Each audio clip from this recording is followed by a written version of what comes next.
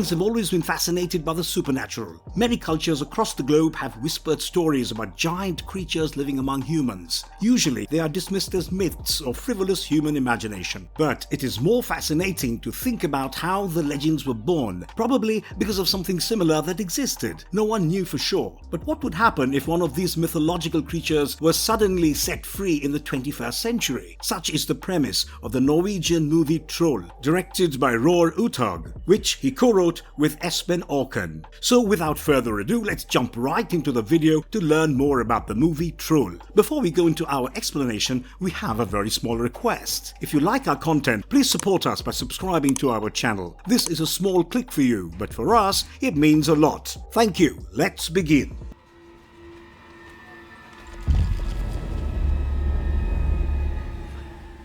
A group of misfits come together to contain something that came out of a fairy tale. The movie begins at the picturesque Troll Peaks in Romsdalen, Norway. A teenage girl climbing a mountain suddenly slips but is saved by the rope line. Her father, who addresses her as Tiny, asks her if she is going to take all day. She tells him he should worry about himself and calls him an old fossil. Once atop the peak, they take a seat, mesmerized by the sight of the mountains before them. The girl's father tries to remind her about her favorite fairy tale as a kid, to which she says she doesn't believe in them. But her father tells her that there is some truth to all fairy tales. She recalls the tale that 13 drunk trolls lost their way and transformed into mountains when the sun came out. The man tells his daughter that people usually say that to believe in something they need to see it first, but it is actually the other way around. The girl takes her father's advice and then sees the faces of trolls hiding in plain sight in the mountains before them. The next scene shows that 20 years have passed and the young girl is all grown up. She is working as a paleontologist looking for fossils on the Atlantic coast somewhere in northwestern Norway, and her name is revealed to be Nora Tinderman. Meanwhile, at the Dovre Mountains in Hjerkinn, a group of activists is protesting because of a tunnel being made through the belly of a mountain. To mock the protesters, one of the crew from the digging site shows them the remote before setting off the explosion. All hell breaks loose when the crew goes inside the tunnel to check the progress. The tunnel starts collapsing on them, and all the crew members die because of it. At the same time, the Norwegian Armed Forces operational headquarters in Oslo requested the Air Force for reconnaissance of the Dovre Mountains because of the seismic activity. The surveillance shows the image of a giant footprint. The Prime Minister is briefed about the incident by the Minister of Defense, but both of them can't figure out what caused the imprints on the terrain. So she asks her advisors to look for experts who might be able to guide them.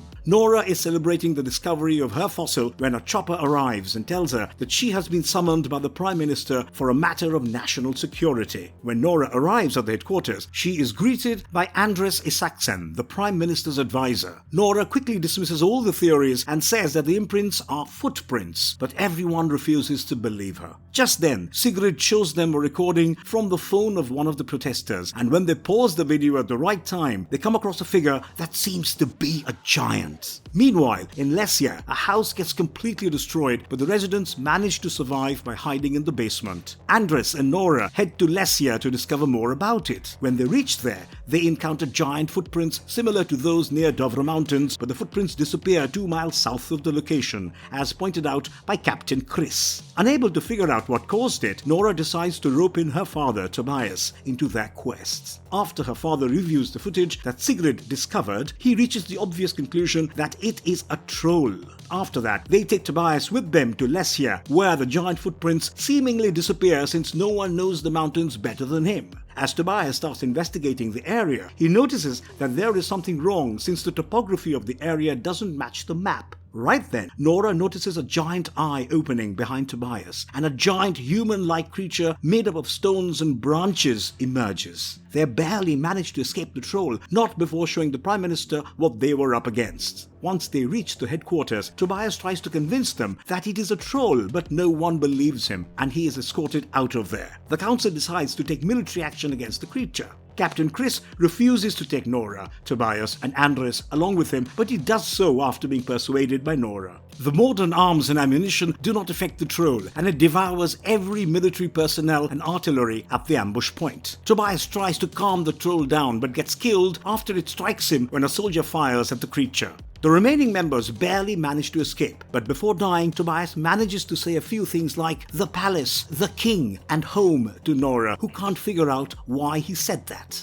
At the headquarters, Nora, Andres, and Chris discuss the fairy tale to find clues on defeating the troll. Going through her father's journal, she discovers that back in the old days, trolls threw stones at churches because the sound of church bells hurt them. When they propose this plan to the council, the Minister of Defense makes fun of them. It is then that Captain Chris takes a stand and tells the General of the Armed Forces that modern ammunition had no effect on the troll, so they better try this option as a desperate measure. Meanwhile, the troll makes its way to 100% Family Park, where a lot of people have gathered. The troll decimates everything in its way, and it is then that Nora, Andres, and Chris reach the place aboard choppers. A total of 4 choppers arrive with church bells attached to them. The church bells momentarily stall the troll's onslaught, but it manages to grab an ice cream truck and throw it at one of the choppers and take it down. He then grabs another chopper by its tail and slams it at another chopper, taking both of them down. But at the same time, he saves a father and son who are about to get hit by the debris of the destroyed chopper and keeps moving. After the incident at the family park, the government failed to keep the information within the country's boundaries. It became known internationally, and the gargantuan creature was decimating everything in its path in Norway. After considering the trajectory of the troll's movement,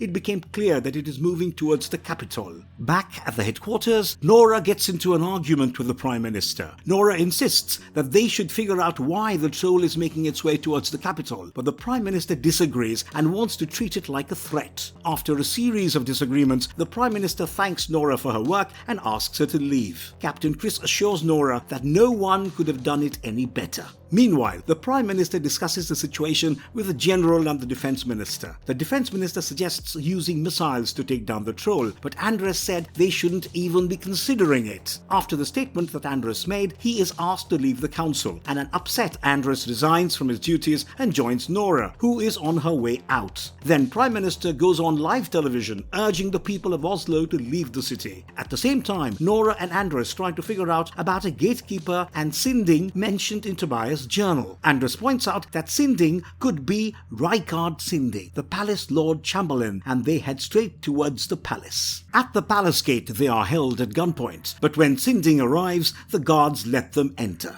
Sinding takes them to an underground chamber, telling them that back in the day, it was considered good luck to build a new house on top of the house of the previous king. It is there that we see, in the chamber, the skeletal remains of the Troll King and his family. Sinding reveals that Tobias was right all along, and that trolls existed in Norway but were killed by an old king named Olav the Great. Sinding also tells that one of the sons of the Troll King was held captive in a cavern inside Dovre Mountain. Nora also notices that a UV flashlight turns the bones of the trolls into stone. She then realizes that although they have seen the troll during the day, it was never under direct sunlight. With the newfound information, Nora loads up a pickup truck with the skull of one of the trolls and heads towards the city. The troll by then had breached all the defenses and was heading towards the palace. She also contacts Captain Chris to help her with a new plan, whereas Andres contacts Sigrid and asks her to hack into the system to stop the missiles from engaging with the troll. The troll notices Nora carrying the skull on the pickup truck and starts following them. Nora briefs Chris that they will be reaching the spot where they installed the UV lights in 10 minutes. Chris asks his men to get the work done fast, since the troll is almost there. The skull gets dislodged midway due to a minor accident, and the troll manages to get his hands on the skull and lets out a mournful groan.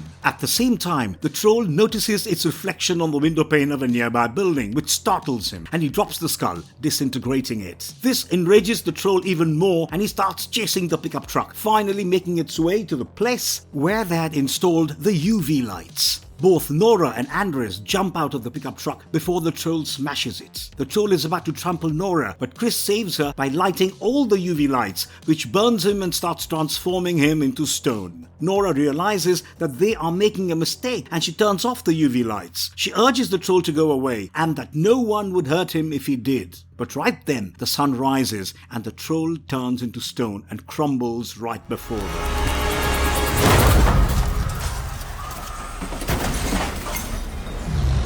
marvelous verdict. Troll is a captivating creature feature that tells us that if we toil with nature, it always finds a way to hit back at us. The movie has a mesmerizing view of mountains in the Norwegian countryside. The story is well written and it keeps you engaged throughout the movie. Overall, it has everything a creature feature needs to have, and more. And if you liked our content, don't forget to leave a like and subscribe to us if you haven't already. Have a good one and be safe. Thanks, everyone.